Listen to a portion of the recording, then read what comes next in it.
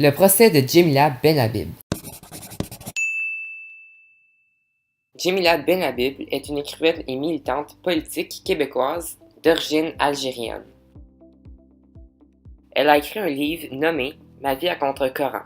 Dans ce livre, elle témoigne sur les islamistes. Ses propos dans l'entrevue radiophonique avec l'animateur Benoît Dutrisac ont endommagé la réputation de l'établissement.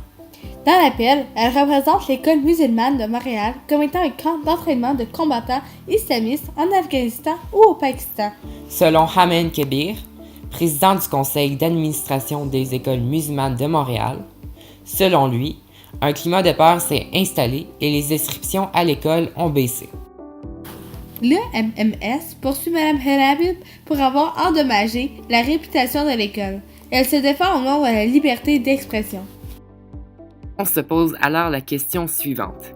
Si Mme Benhabib ne peut pas dire des propos de son point de vue d'un certain sujet, dans son cas l'École musulmane de Montréal, alors pourquoi un journaliste aurait-il le droit de publier son opinion dans une rubrique journalistique?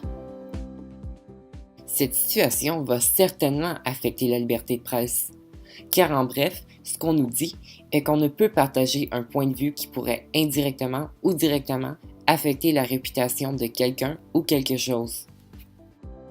Ce cas reste similaire au cas de Mike Ward face à Jérémy Gabriel.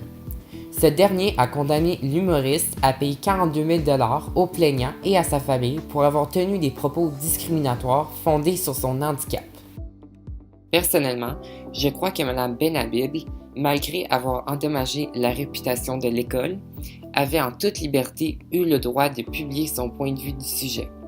De l'autre côté, comme je suis un élève qui appartient à une école dont j'admire, il me semblerait difficile de voir les dégâts infligés par la publication de Mme Benhabib.